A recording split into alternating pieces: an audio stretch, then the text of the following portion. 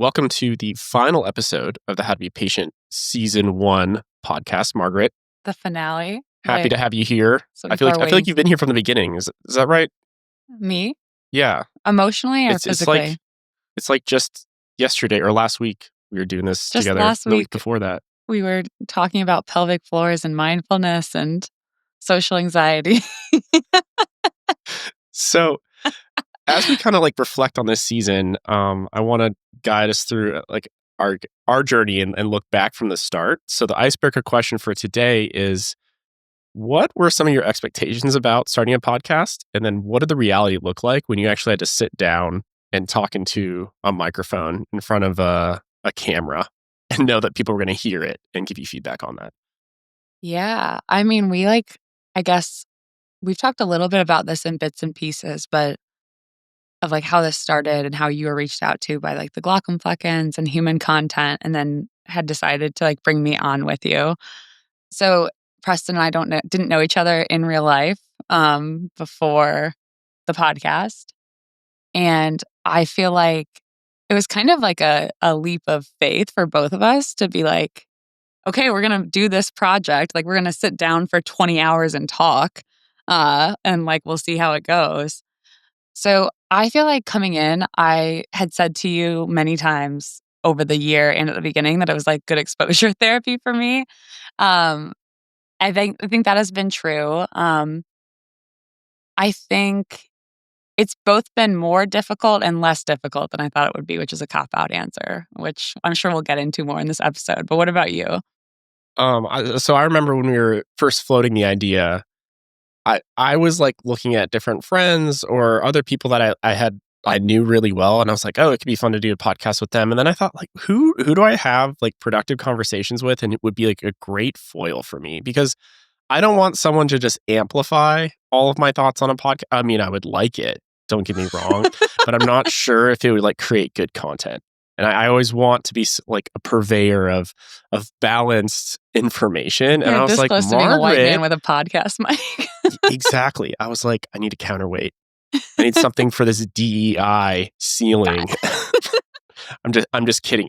Legally, that was a joke. But from our brief interactions, I thought, like, how cool of an idea could that be for us to engage on this? We both have understandings of psychiatry, growing understandings, and content creation backgrounds.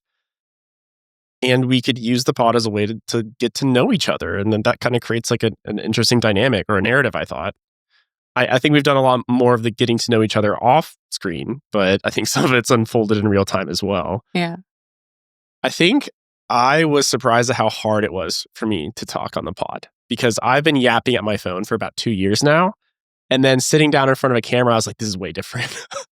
Like, I'm used to seeing my reflection when I'm talking, or being able like, oh, I didn't like that.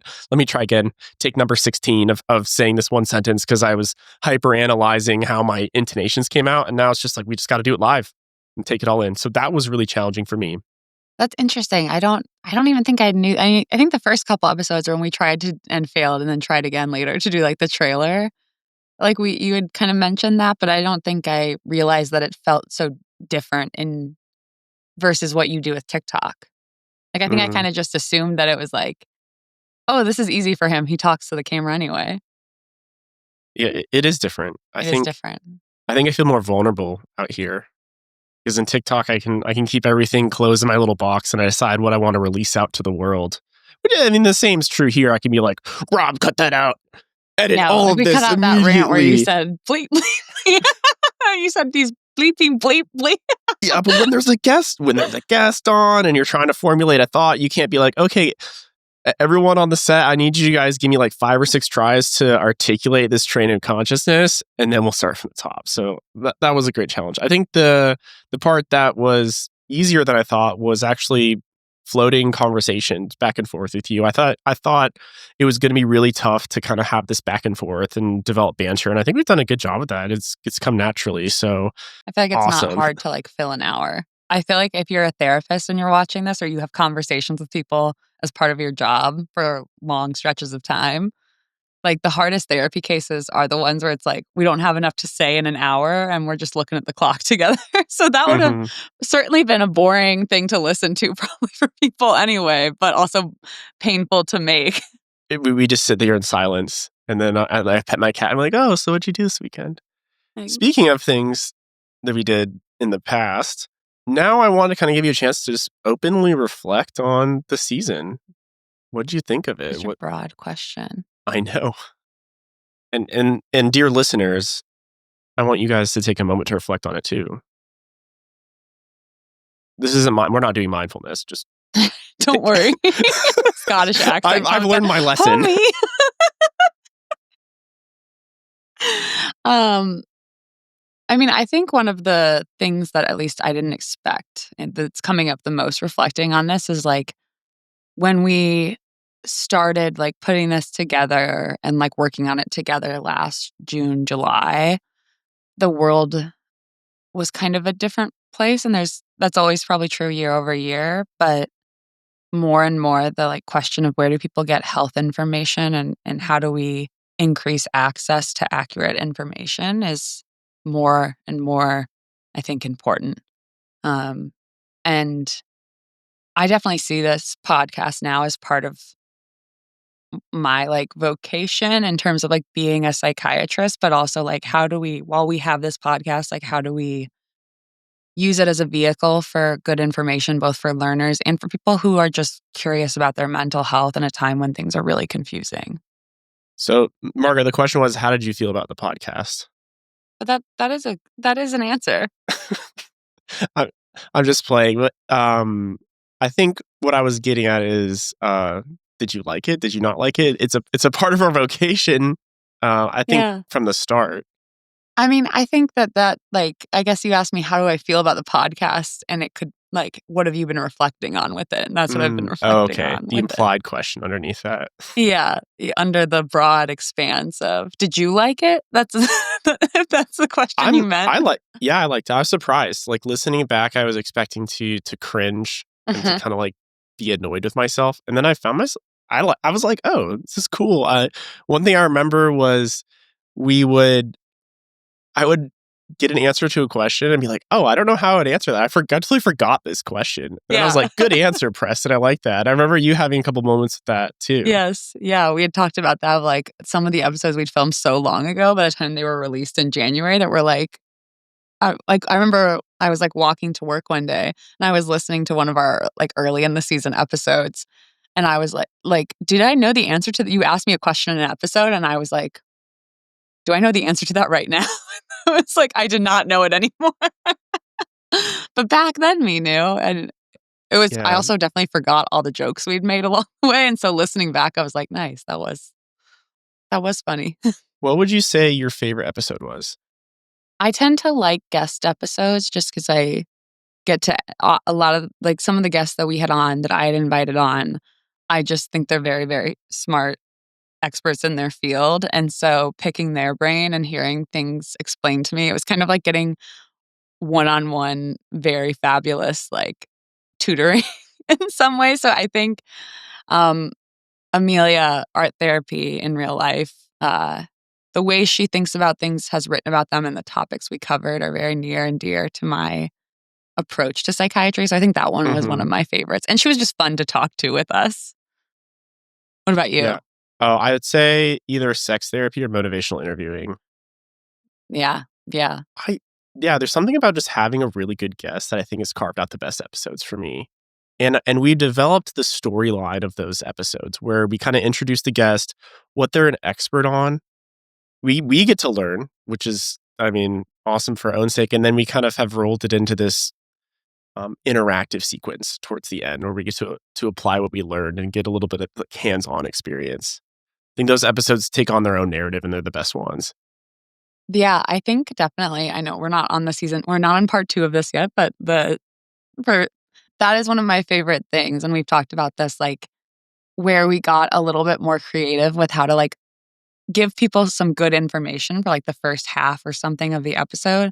But then in the second half, or in the case of the couples and sex therapy episode, like part 2, we got to be creative and kind of play with the material to apply it, which I think is great for learning, and also it was fun for for us, for Hmm. me at the very least. That was one of my favorite things to see us doing during like in filming this is like, oh, this is something cool that we can maybe I don't know if cool is the right word, but this is something that we can do that I think is unique.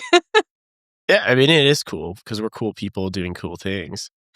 So I guess the other thing that stood out to me is like, as our podcast started to get its own voice and character, I really liked how we maybe not siloed, but started to kind of show preference for different things. So on our individual pods, I would start to cover more of like the basic science Hmm. and neuroanatomy aspects of things, and you'd cover the more like psychotherapeutic aspects. Hmm. I kind of see it as a balance. And I know we're worried about siloing ourselves a little bit there, but I feel kind of comfortable with this balance, at least. So I Hmm. still call that a positive. Yeah, yeah. I mean, I think ultimately, and in my mind, an ideal psychiatrist is able to go between these different lenses, as we've used that metaphor, I think, before, um, of being able to, my lack is like, I have to weigh in, of being able to use these different ways of thinking and switch between them. So, yes, both you and I have like our categories that we kind of maybe gravitate towards naturally, but it's also good to like learn from each other. Now, the hard question: what did you not like? Least favorite episode. Just kidding. This episode's no. What did you least like? Can you go first on this one? I'm not Oh, sure. sure. So I'll just guess for you. The feedback I think was what you were most worried about, and It like was at the criticism from beginning. Yeah. people.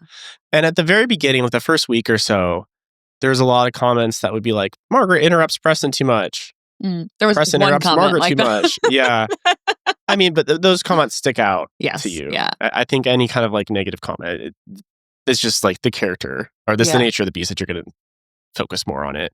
Honestly, behind the scenes stuff was the hardest for me, like Hmm. scheduling.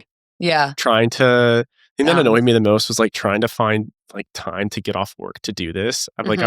I was excited to like be a part of a podcast, but then like I think about halfway into the season, I was reminded that I'm still in residency, Yeah.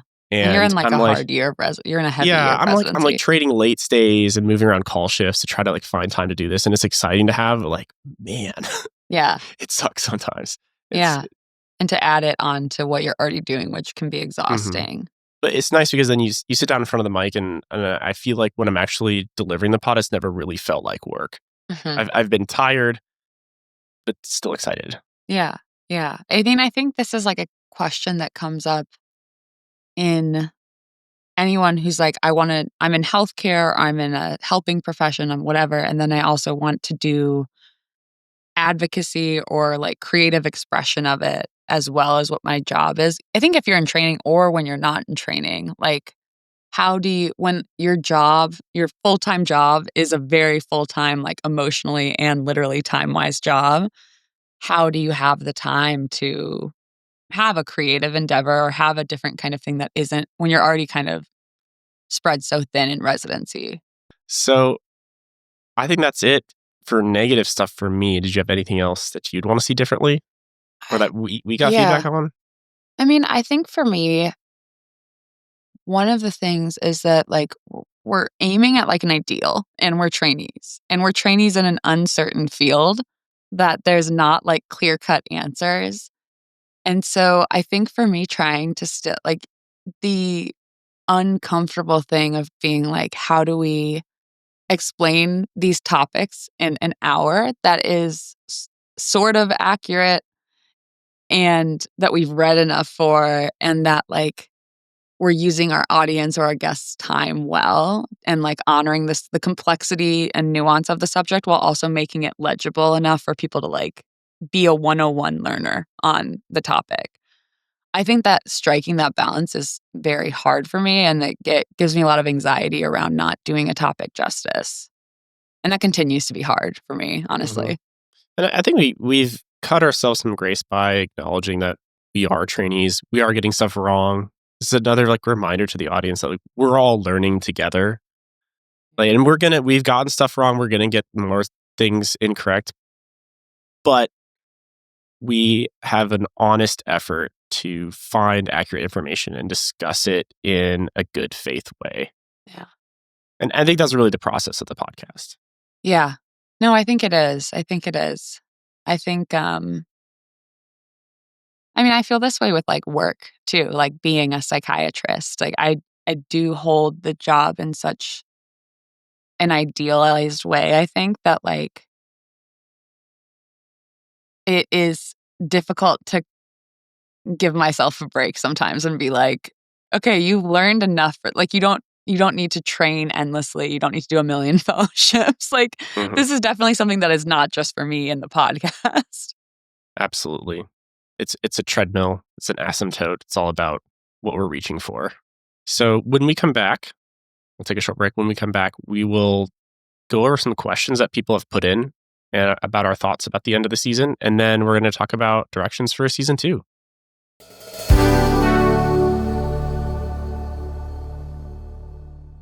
And we're back. Do. Bum. This is So, something I forgot to mention I like, which is the question submissions people do on Instagram, which we're going to do now. yeah. Oh, great segue, Margaret. So Thank you. speaking of, did you have any questions that you wanted to start with? Someone did ask me, what is it about?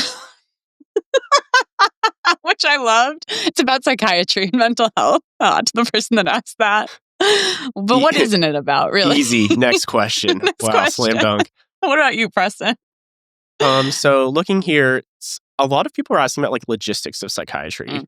So I wanted to give a quick overview of what our hours look like, what call looks like, and really kind of the whole gauntlet. So I know a lot of our trainees are directly in psychiatry, but there's a ton of people that are just mental health adjacent and are just kind of curious about this stuff. So psychiatry residency is different than psychology training. So all psychiatrists go to medical school, and then a residency program is 4 years long. So our intern year, we do about 6 months of off-service rotations. It's about like half a prelim year. Do neurology, internal medicine, emergency medicine, things like that. Then some inpatient psychiatry. Then the remaining 3 years, you do inpatient psychiatry. So things in like inpatient psychiatric wards, rehabs, consult liaison. So hospital consult services. And then you do outpatient. And then there's like a mix of different electives that you can do for the final year. Some people think that psychiatry could be 3 years. It used to be the American Board of Psychiatry and Neurology. So it was always 4 years because we split off from neurology a while ago. Maybe we'll rejoin someday, or maybe we'll find something to do with that 4th year. I don't know. For a lot of people that go into child, they just kind of replace their 4th year with that training anyways.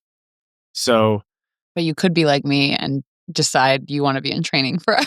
yeah. Margaret, you did 4 years and then you went into child. So yeah, that's 6 total. Nice. But that does mean come July, even though I will be a fellow, I can say that, not July, September, when I take boards, I can be like, I am a fully certified adult psychiatrist at that point. So and that's totally worth it. Yeah, that is cool. So someone else asked as far as like typical hours go.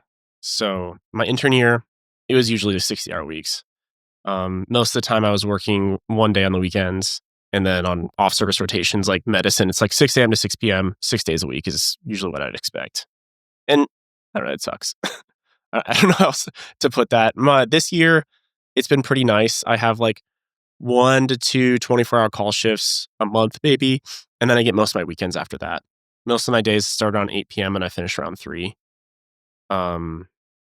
This week I'm having is probably one of my worst weeks of the year. And it's 7 days in a row with 2 call shifts, but it's just how they landed. And outside of that, like, call gets easier as you go up. It turns into like maybe 1 call shift a month, and then golden weekends become the norm.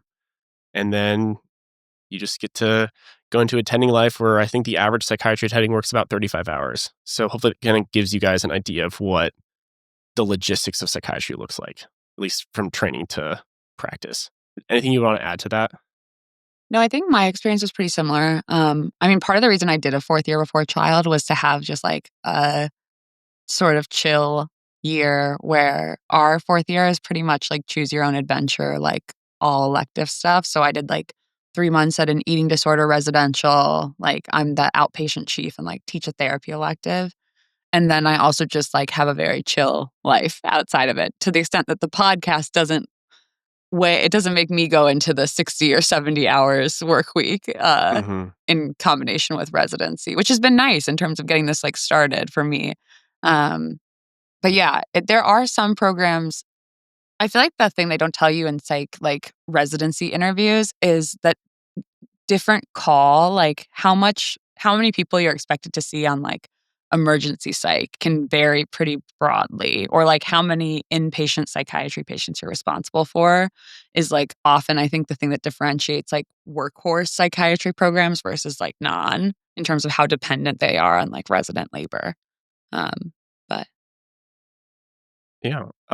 So next question I'm seeing is, I'm curious to know your opinions towards psychedelics as a possible therapeutic tool.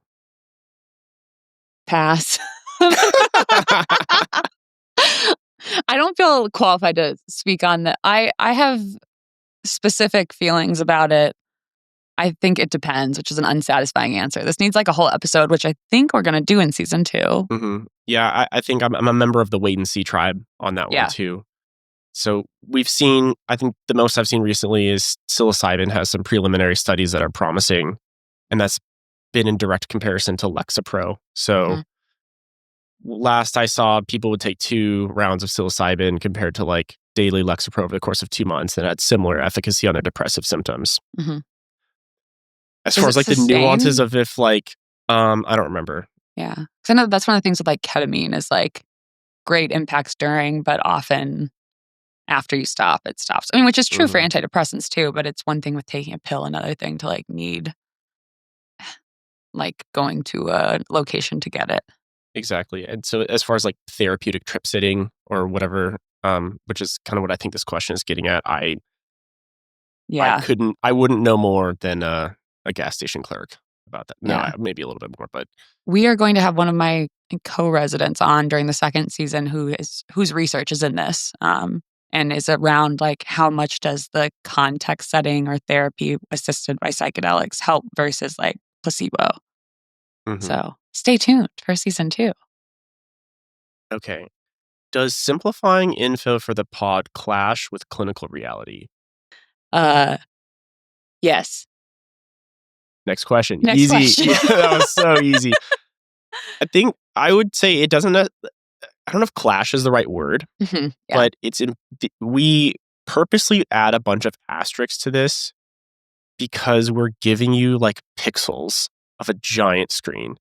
And so you can be like, look, this might be true in this one special scenario, but you need the clinical experience to zoom out and see how it fits into the bigger picture. And so I think what we're most afraid of is giving people one piece of true information that, when blown up or applied to other scenarios, may be dangerous or incorrect. Yeah. So yeah, I don't know if it's directly clashed or conflicted with clinical reality. It's just so hard to capture context, I would say. I feel like this is like the hard thing with teaching, or honestly, like as a learner with learning, is like you have to start with the like oversimplified sort of rule or context and like learn that well before you can start to sort of break the rules or talk about the exceptions. I think sometimes in medical training, there would be lectures that were by people who were really specialized, like research scientists at my medical school. And their lectures would often be really hard to follow because it'd be like the iFunny channel. And that's the entire thing. And it's like your second year. And it's just like, what is a heart attack actually? Like in med school. And then we would have an hour on that. So it's difficult. I agree with you that it's like maybe clash isn't the right thing as much as kind of feel like I'm giving like the Doodle Bob version of the actual concept. Did you watch SpongeBob growing up? How have we not covered this on the podcast? Yeah. Do you remember the Doodle Bob episode? Neo Minhoy Minhoy. Yeah. But it's like you have to do 2D before you can do 3D. Exactly. And I think the intent of this is to spark interest for people to do their own exploration. Like we're trying our best to explore it, but if you really want to continue to be like a master of this or learn more about it, it has to be like self-directed. You have to go find the context yourself. Do your research, as they say online. Yeah. Your results may vary. Okay. Margaret, did you have another question? Or I can plug in? There is a question that we can either include as I ask it or not, which is your program supportive? Yeah, I saw that one. I thought about it. Um, my program supports me in every way possible, and I'm so very thankful for them and all they do. I mean, my PD is coming on the show, so yes. She's a CL psychiatrist in cardiology, so yeah, she does. I Hmm. mean, I will say, like, my intern year I came to my program was like, "Hey, I don't wanna do research, I wanna do, like I don't wanna do bench research, I wanna do, like, narrative medicine and, like, humanities and medicine stuff." So I feel I've been pretty straightforward, and they were like, "Yeah, we like med ed, we like the humanities approach, so we'll help you start that group." So this kind of felt like a natural sequitur when I asked if it was okay. Obviously not in a way that's like, "Here's my program in hospital, and they stand by this," because that's not what this podcast is, and they're not Hmm. affiliated in any way. Hmm. Um, but I feel like I've been lucky in that my program director really values, like, medical education and thinking about how we do advocacy and get information to both learners and patients. Yeah. From anything I said in jest earlier, like my program, as far as the podcast goes, has been very supportive. I've Mhm. had like faculty on here, people that kind of seek me out and like introduce me as like, oh, Preston, one of our residents, does a lot of like social media things. And so in general, they've been supportive of that. I think I've had a speckled pass with it in medical school, Mhm. just because, and I was a bit more of a loose cannon then at the time too. But I It's a think wild stallion. yeah, my social media presence and my podcast presence are a little bit independent of each other. I think we acknowledge that this is a more professional space, and we purposely have like I think more contained conversations here. But like I'm going with you to speak at APA next Yeah, month. when this comes out, we'll have done that, which Yeah, is exciting. That's so exciting. and I think when people around you see that like the work you're doing is getting recognized in a positive way, I think they go from seeing you as a liability to something that actually like elevates the Yeah. education around them. Because I think when I first started out any social media things, it was more so like as long as you don't draw any attention to the hospital, as long as you don't get the program in trouble, I don't care what you do. Which at the time was like, wow, how supportive, you Yeah. know? But I think the narrative shifted a little bit to like, oh, this is something that's like actively positive and that we can get behind. Yeah. I think it's often what I've found I had more of the experience in med school when I wasn't I remember distinctly being interviewed for med school and having an interviewer ask me, like, read my personal statement and was like, "This is great. Like, you're a great writer. Why are you going to medical school?" And I was like, I felt my, like, 2 parts of myself, like, shatter apart. It's like, "What?"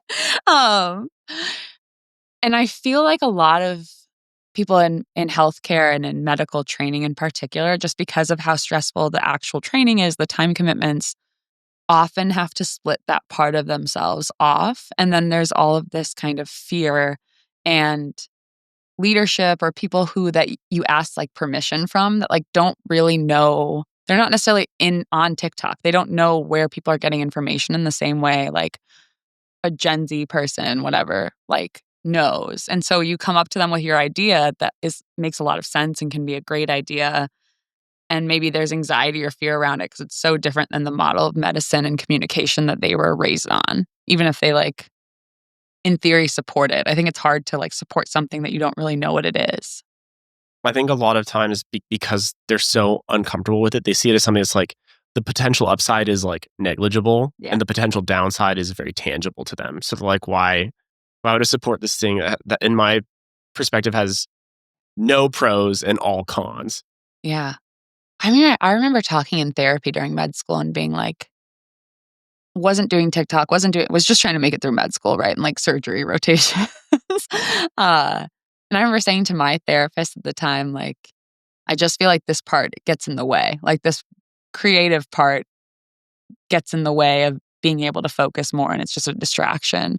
And it's very interesting to be moving towards Your graduation humanity is a from burden. residency and be like, "Oh, I'm going to like we were asked to like be at this conference for the reason that it was something I thought couldn't belong in medicine."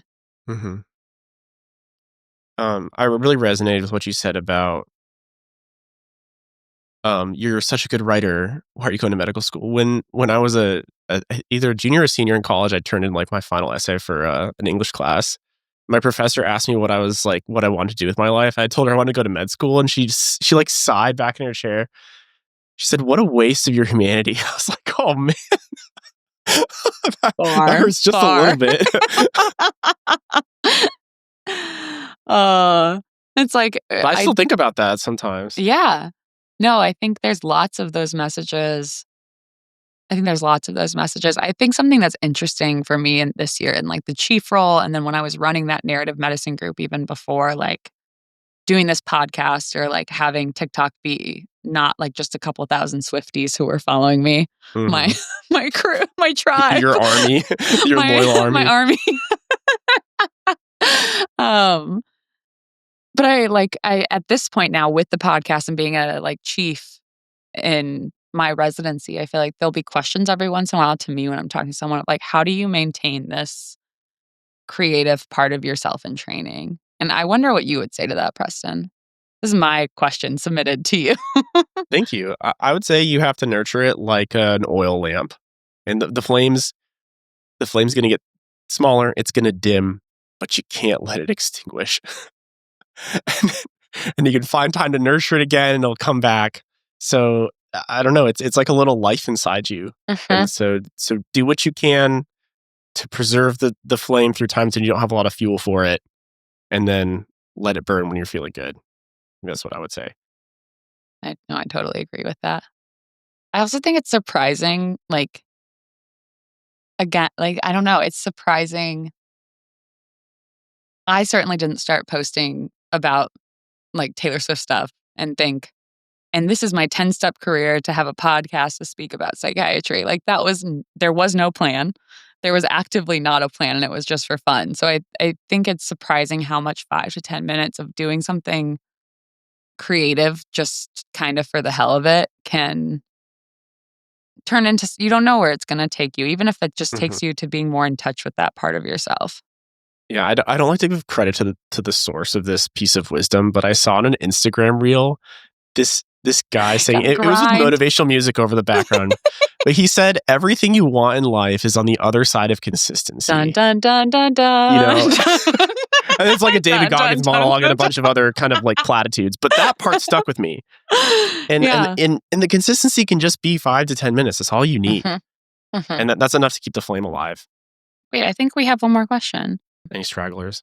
What's been the most rewarding part about starting this pod? I know you said your favorite part, but I think rewarding is a slightly different word. I think for me, it's actually reconnecting with people that I lost touch with in high school and college even. There were a lot of people that were just kind of acquaintances. And then they all went into medicine separately, whether they're social workers or PAs or even doctors. And then we've reconnected through the podcast because they've been like, I was just looking for mental health podcasts or content, and I found you. I'm a social worker now. I work at a VA somewhere, or I'm doing my social work residency here, or I'm in PA school. This is so cool. And like rekindling those kind of friendships and being like, wow, look at us like returning full circle, and we both like found our paths separately, and now here we are, has been rewarding. And I think the other part that's been very validating is my friendship.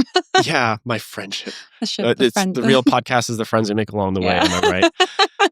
It's seeing that like this neutral observer likes what you do, because as Hank Green says, your haters are going to hate everything you do, and your friends are going to love everything you do. So the real way to know if you're making something good is if someone who has nothing to gain or lose by communicating with you wants to reach out. Yeah, that's so true. That's so true. So whenever I get one of those, I'm like, damn, nice. Yeah. I did something cool. What about you? What's the most rewarding part been for you? I think I haven't known how to kind of explicitly combine creativity or kind of like liking what I write about on TikTok or think about for that, like that creative part with psychiatry. And until doing this podcast where it feels like, okay, we can come up with like ideas. I can, ping you 4 times and be like, I just made the schedule for the next 4 episodes, and I sent a lot of emails. But I think combining, I mean, I had said earlier that felt like the two parts of me had to be fractured to like make it in medicine. And I think that this podcast has been like a really great way of feeling those like connected and intertwined in a way that's been A reunification. yeah, integration. That's always the goal of therapy. Integration and more fully alive. Synthesis. Synergy. So I think for me it's the seeing how those two parts can actually fit together and having you force me to get over my anxiety and imposter syndrome and be on camera. Yeah, here we are. This podcast is just in my exposure therapy assignment by Preston. It's been like unbelievable, I think, if we look back at the first episode to now, how our comfort has changed on camera and how well we can toss the ball back and forth, so to speak. Yeah. Yeah. Well, looking forward now, what do you think will be heralded in season 2? I think it's really fun to bring, at least for me, it's fun to bring in these like creative almost sketches or character play of different concepts that we're thinking about. And if I'm very honest, like I would have liked to hear that when I was trying to conceptually understand what it would sound like if a DBT therapist was responding to, Homer Simpson or something like that. So I hope in season 2 that we bring more in these like creative ways of playing with the material to make it more fun for people to listen to and also give kind of different edges or memorable kind of like weird portrayals of it that'll help like stick out in their mind to make the memory of this information a little bit better. So more role playing, more experts. Yeah. More impressions. More accents. More therapy modalities. Yeah. What about you? One thing I think that we're going to try next season that I'm excited for is we're going to try to bring on a patient. And we're not talking to them like as clinicians interviewing them, but really just fellow humans that are like sharing their story. Yeah. Because I think there are podcasts that have patients or people with illnesses primarily talking, and then there's podcasts where there's just a bunch of practitioners or experts chatting. And I've seen very few where there's a combination of both. So I think as we try to discuss these pathologies, having someone who's personally experienced it could add a really fun new perspective. I think it's been a challenge for us to find people and kind of there's a little bit more screening that has to be done. Yeah. I mean, I think sorry. So it'll be a new logistical challenge, but I think we could have some really good episodes with that. Yeah. I mean, I think there are one of the things, I guess, behind the scenes that we can tell listeners is like one of the parts that makes it hard is just thinking about the power imbalances that exist in a clinical kind of setting, but also with coming on this kind of platform. I mean, you guys have heard all my anxieties about coming on, which maybe not everyone would have, but wanting to make sure that if someone is sharing that vulnerability, that we're trying to do so in an ethical, autonomous way that also protects them and doesn't, expose someone to like negative experiences from sharing their story to a broader, unpredictable, like public listening ear. Although a very kind public listening ear, but a public nonetheless. Yeah, absolutely. The goal here is to build context and to add perspective. And we run the risk of worsening stigma or traumatizing people. And that's the tightrope we walk on. So high risk, high reward is what we're looking at. I think one other thing that we're thinking about for season 2 is Preston and I can really talk for a long time. And one of the things we're thinking about is having kind of extras or other parts, or like we always get way more questions than we can answer in a single episode, of starting a Patreon. And so I have a Patreon that I use for Presro. And so we're thinking about like kind of back adapting that and using it for the podcast. The other thing we can do with the Patreon is we can have little live sessions where instead of kind of we go through and filter out your questions and answer them, we can just kind of have a back and forth. I've done a couple with Dr. Glockenflecken and they've gone pretty well. Even if they're really intimate, it's like 30 people or something. It's just a good chance for us to have like pretty genuine interactions with y'all. And then if you have input or things that you want to shape the podcast around, like that's your chance and you'll have our ear. So we really like to see what you guys are appreciating. And it's one thing to see it in writing. It's another thing to get to talk with y'all. So I think that could be rewarding. I think one other part of why we're thinking about the Patreon is just being thoughtful around, like Preston, like you're saying, it can take a lot of time to do this well. And we want our information to be kind of unbiased and Yeah. So, and I'll say that a little bit more explicitly, not to give you the whole Alex Jones pitch of I'm pulling out my own money to keep the lights from turning off here. But the truth is, making a podcast isn't free. We have a group of producers, and we have equipment we have to buy. We have publishing. We have our own advertisements that we have to run, and all this stuff costs money. There's people behind the scenes editing that have salaries and things that they need to do to support themselves. So one way we can fund ourselves is with advertisements. And I think Margaret and I have like really combed through and been like, okay, I don't care if L'Oreal advertises on this or Crayola. Like, that's awesome. We don't have Crayola as a sponsor, but hey, I like Crayola. Yeah, that's what I'm saying.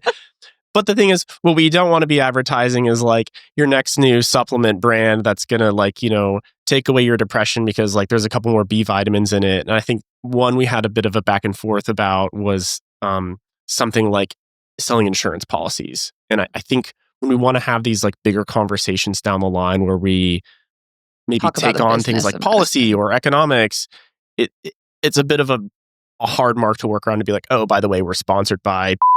Let's talk about the opioid epidemic. You know what I mean? So the other reason why... This episode has been brought to you. yeah. Anyways, so let's talk about all the reasons why opioids are actually good. Anyway, they're bad. They said it. We need to redact that name out. Allegedly. Yeah. Or yeah, we can use... according to Dumois. Yeah.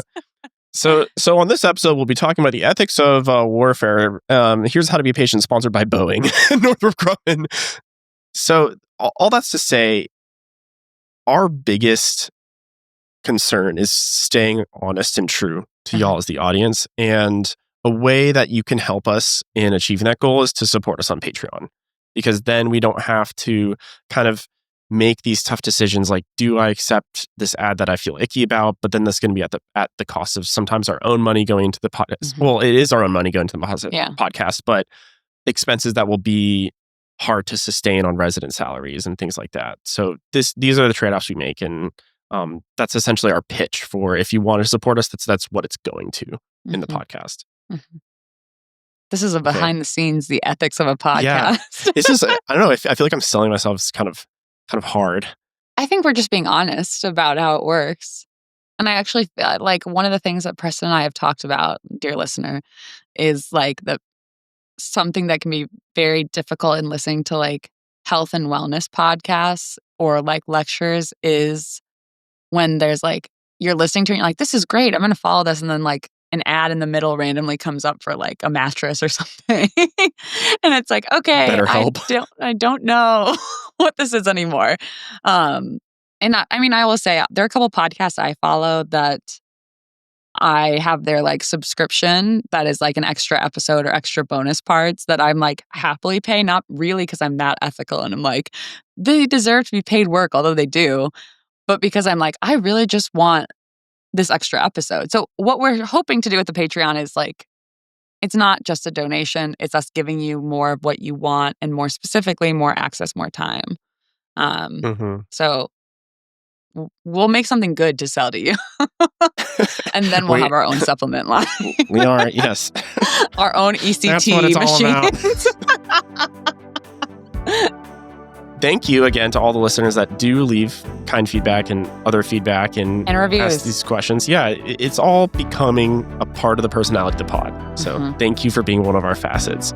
If you want to watch full episodes in video, it's going to be on my YouTube channel at It's Presro. You can always find it in video and audio on Spotify and anywhere else that you get your podcasts, at least the audio version. I haven't really checked Apple Podcasts or those other places. Thanks again for listening. We're your hosts, Preston Roche and Margaret Duncan. Our executive producers are me, Preston Roche, Margaret Duncan, Will Flannery, Kristen Flannery, Aaron Corney, Rob Goldman, and Shanti Brooke. Our editor and engineer is Jason Portizo. Our music is by Omer Benzvi. To learn more about our program disclaimer and ethics policy, submission verification, licensing terms, and our HIPAA release terms, go to howtobepatientpod.com or reach out to us at howtobepatient@human-content.com with any questions or concerns. How to Be Patient is a human content production.